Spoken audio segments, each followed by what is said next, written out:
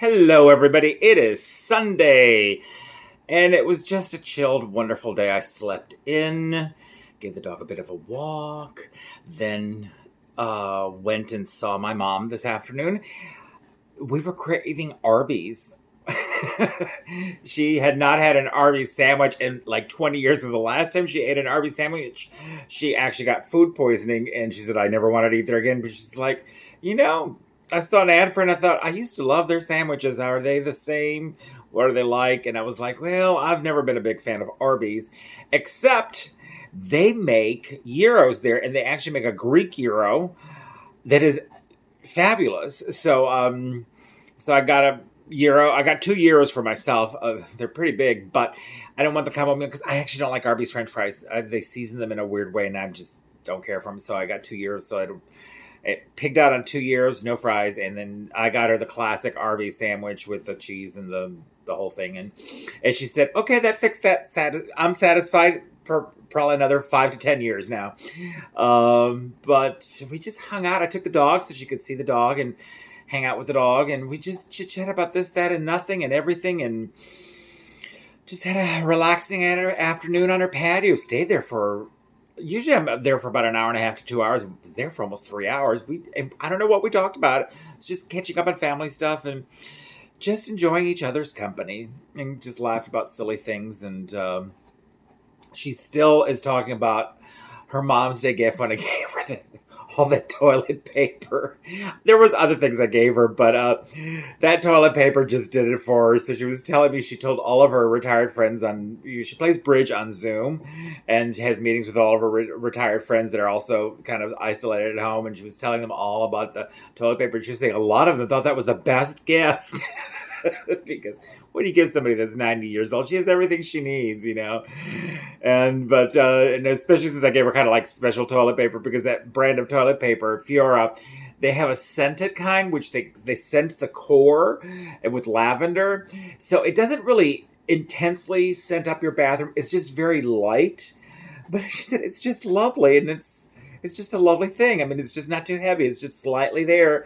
And then of course it is premium toilet paper, so it's very soft but durable. And anyhow, but she was talking about the toilet paper, and now all of her friends were like, my kids sent me flowers and they were gone in a couple days, or they were half wilted because they couldn't come in and deliver it, or they sat in the truck. And then she was saying everybody thought the toilet paper was a perfect gift. I guess that when you're in your upper 80s and 90s, toilet paper is a good gift for somebody.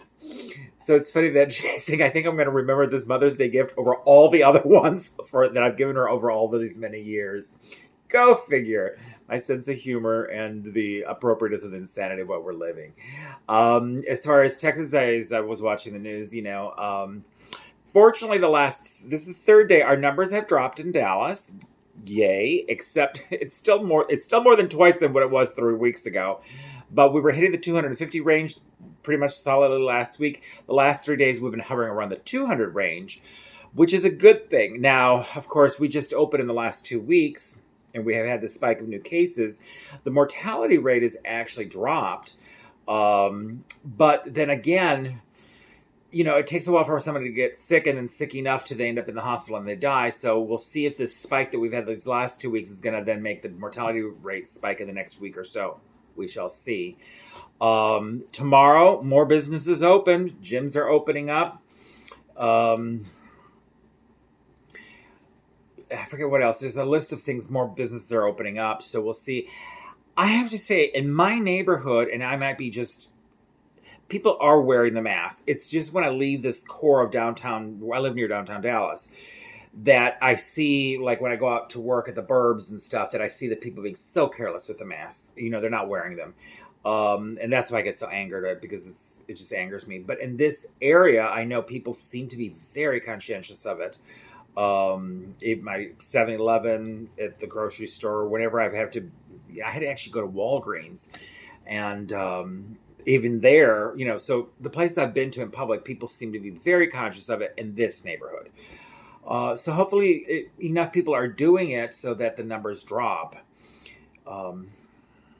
I'm hoping, because the country does need to reopen. We just need to be careful. And I say we did this a little prematurely because look at our numbers; they have gone through really spiked the last 3 weeks. So we did open a little too soon, but maybe we're getting a handle on it. Maybe the message is getting through to enough people. Because if enough people do, it's kind of like the herd immunity thing. I think the mask thing is similar to that in the sense that if enough people do it, it helps contain the spread of it. Since mainly it looks like the main form of transmission is through water droplets in the air versus surfaces. Still, you can get it from surfaces as the water droplets land, but from the last few studies that I was sent, it looks like water droplets in the air is the biggest contributing factor. So that's why the masks are so important.